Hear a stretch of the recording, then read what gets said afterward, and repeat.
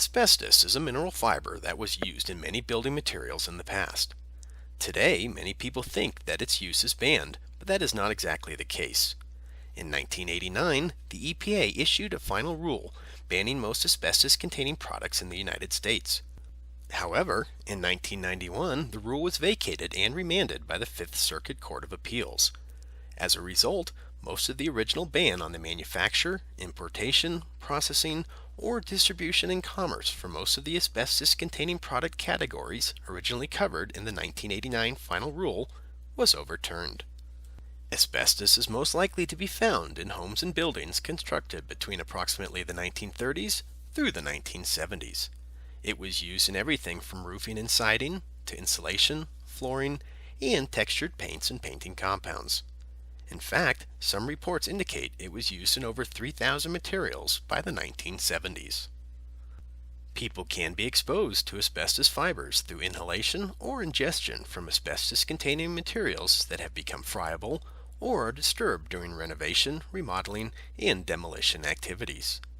Exposure can cause mesothelioma, asbestosis, and lung cancer in some people. The only way to be sure whether a material contains asbestos is to have it tested by a qualified laboratory.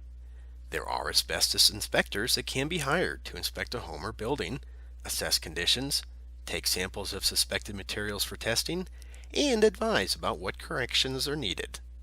If repair or removal of asbestos materials is chosen, these inspectors can ensure the corrective action contractor has followed proper procedures, including proper cleanup, and can monitor the air for asbestos fibers.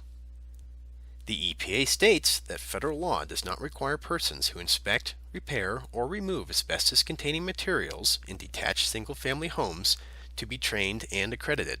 However, some states and localities do require this.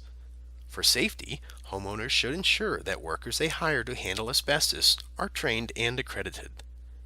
The agency also reports that to avoid a conflict of interest, an asbestos professional hired to assess the need for asbestos repair or removal should not be connected with an asbestos firm that does the actual repair or removal of materials. It is better to use two different firms so there is no conflict of interest. These are just a few things to consider before hiring an asbestos inspector.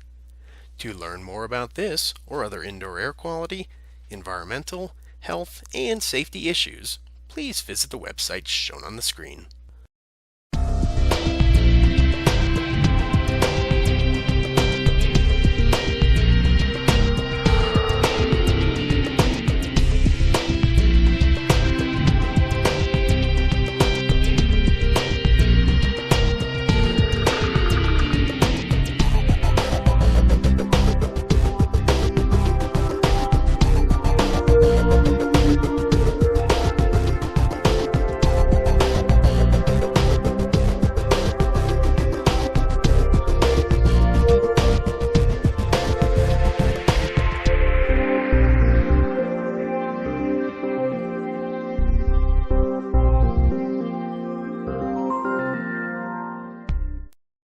IAQ TV, the place to be.